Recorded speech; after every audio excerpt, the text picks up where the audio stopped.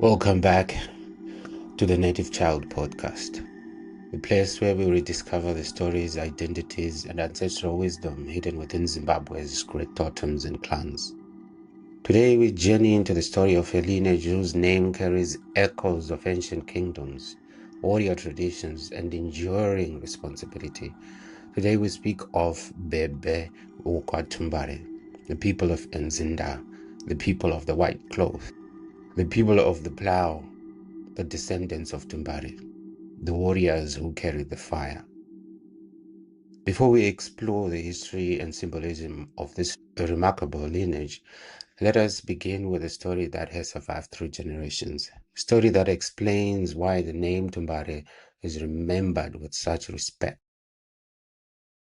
Long before colonial borders divided Africa, long before modern Zimbabwe existed, long before roads, cities, and nations were established, there lived a young man named Tumbare. This was a time when communities survived through cattle, farming, and cooperation. A time when drought could destroy a village and when leadership was measured not by wealth but by service.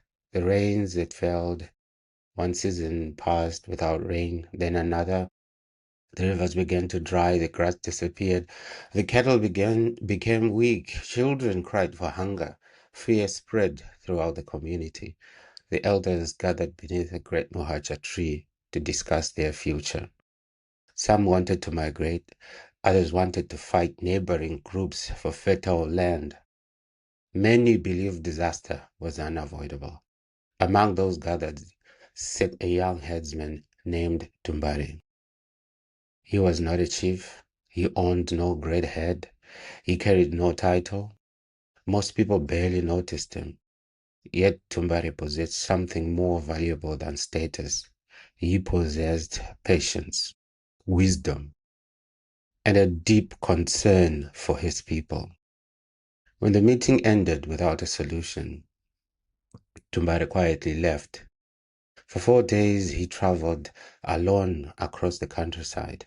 He crossed dry riverbeds, climbed rocky hills, followed animal tracks, and searched for signs of water. On the fourth day, he discovered a hidden valley. A stream still flowed there. The grass remained green, the soil was fertile, there was enough land and water to sustain the people until the rains returned. Tumbare hurried home. Many doubted him. Some laughed. How could a young herdsman know something that experienced elders had failed to discover? But one respected elder stood and spoke. Truth does not become false because it comes from a young man. The following day, the people followed Tumbare. When they reached the valley, they wept with relief. Their cattle drank, their children ate, their people survived. And from that day forward, the name Tumbare became known throughout the region. Years later, another challenge emerged. Raiders attacked nearby communities. Villages were burned, cattle were stolen, families were displaced. Fear returned. The warriors prepared for battle. The chiefs discussed war. Yet Tumbare once again approached the problem differently. Instead of focusing only on fighting, he focused on protecting. He organized lookouts on nearby hills. He established warning systems using drums and smoke. He strengthened the cattle enclosures. He created safe routes for women, children, and elders. When the raiders eventually arrived, they found a prepared community. The cattle had been hidden. The vulnerable had been protected. The warriors were ready. The attack failed. The raiders retreated. Once again, Tumbare had served the people, not because he was the strongest warrior, but because he was the wisest. As the years passed, Tumbare became one of the most respected men in the region.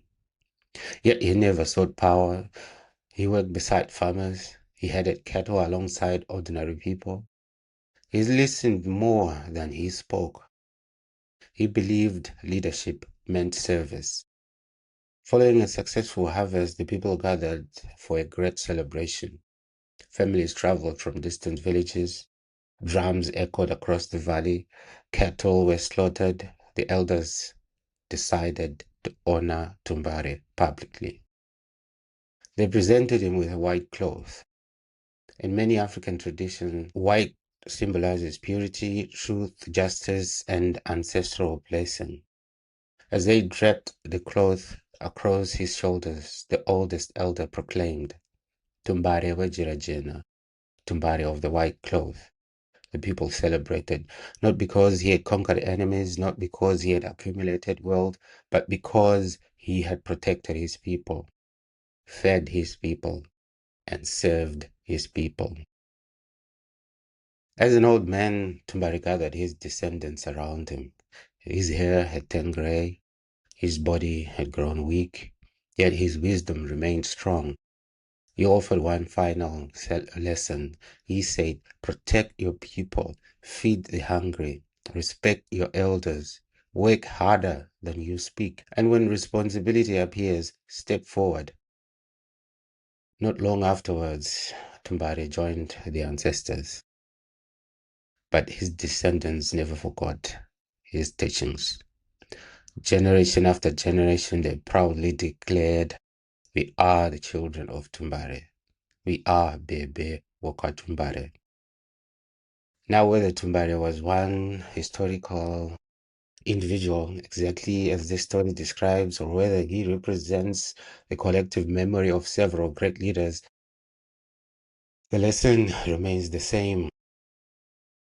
The story survives because it preserves the values that shaped the clan: responsibility, service, leadership, protection, and resilience. The Bhebhe lineage is often associated with cattle. To modern ears, that may seem ordinary, but in traditional African society, cattle represented life itself. Cattle provided food, wealth, marriage alliances, social status, spiritual offerings, and security. To belong to the Bhebhe lineage was to carry responsibility for sustaining the community. This is why Bhebhe became associated with provision, stewardship, and dependability. One of the most important aspects of this lineage is its praise poetry. Praise poetry preserves memory, it preserves identity, it preserves history. Among the praise names are Bhebhe, Enzinda, Tumbare Wajirejena, Vachulu Chanave, Vachisavase, Vachigala Nakabanga, Vachichengeta Monongolo, Vachilimama Funde Manji, Asaiva Tumbare, Bwana Bomuroji, Bwaichwa Muchoto. These are more than words. These are historical memory preserved through generations. One praise name deserves special mention though. Vachichengeta Monongolo, the keepers of the plow. This praise reveals something important. The lineage is remembered not only for warfare, but for protecting agriculture, protecting food, protecting survival itself. The greatest warrior is not always the one who carries a spear. Sometimes the greatest warrior is the one who protects the fields that feed the people. A village survives because crops grow. A kingdom survives because its people eat. The plow may be more important than the sword. Today, many people describe Bhebhe Wokwa Tumbare as a warrior lineage.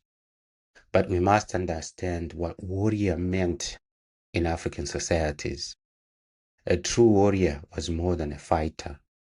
A warrior protected the vulnerable, guarded cattle, defended traditions, protected harvest, preserved ancestral knowledge and ensure the survival of future generations.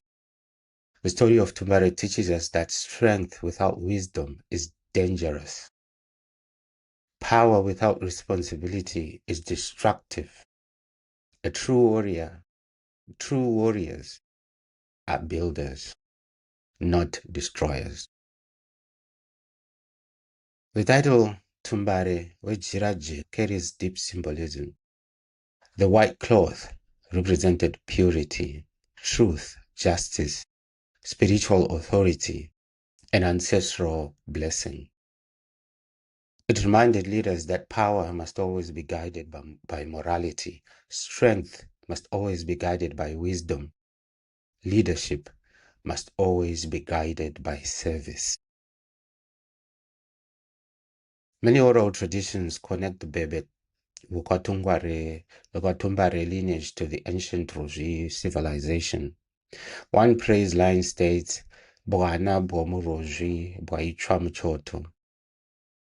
This line recalls memories of the Roji state, one of the most powerful kingdoms ever established in southern Africa. The Roji were renowned for military strength, agriculture, trade, leadership, and resistance against invasion. Whether through direct ancestry, alliance, or service, the praise poetry preserves a connection to this remarkable historical world. Many traditions place the origins of Bhebhe Wokwa Tumbare within the old Butua and Roji heartland of southwestern Zimbabwe, including Bulilima, Plum, Mangwe, Matobo, and Gwanda. This region was historically associated with Kalanga-speaking communities and later became a center of Roji influence. As a result, many oral historians regard the Bhebhe Wokwa Tumbare lineage as part of the broader Kalanga Roji cultural heritage. Today, descendants identify with different communities. Some identify as Kalanga, others Ndebele, others Karanga, and some proudly remain a Roji identity. This reflects centuries of migration, intermarriage, political change, and cultural exchange. Yet despite these changes, the memory of Tumbare remains. Today, descendants of Bhebhe Wokwa Tumbare can be found throughout Zimbabwe, in Bulawayo, Mangwe, Bulilima, Matobo, Gwanda, and Harare. They are also found in Botswana, particularly around Francistown and Bobirwa. I hope I say that right. And in South Africa, especially Johannesburg, Pretoria, and Limpopo. Today, many descendants also live throughout the United Kingdom, Australia, Canada, and the United States. The clan has spread across the world, yet the story remains. As we conclude, let us reflect on what Tumbare teaches us today. Most of us will never defend cattle against raiders. Most of us will never save a Roji king. Most of us will never carry a spear into battle. But the principles remain. Today's battlefield may be education, business, family, community, or leadership. The question is still the same. Can people depend on you? Can you protect your family? Can you carry responsibility? Can you serve your community? Can you leave the world better than you found it? These are the questions that Tumbare asks us. Imagine standing before your ancestors. They do not ask about your bank account. They do not ask about your job title. They do not ask how many followers you have online. Instead, they ask, did you protect your people? Did you help those in need? Did you carry responsibility? Did you preserve what was entrusted to you? That is the legacy of Tumbare. Not wealth, not titles, not possessions, but character. The character to carry the fire forward. Thank you for joining me on this journey into the history and legacy of Bhebhe Wokwa Tumbare, the people of Nzinda, the descendants of the white cloth, the keepers of the plow, the warriors who carried the fire. Until the next time, this is the Native Child Podcast. Tinzwe, tidade, tichichengetedza nhaka yedu. Let us listen. Let us be proud. Let us preserve our heritage. Bhebhe Nzinda Tumbare wejira jena. See you next time.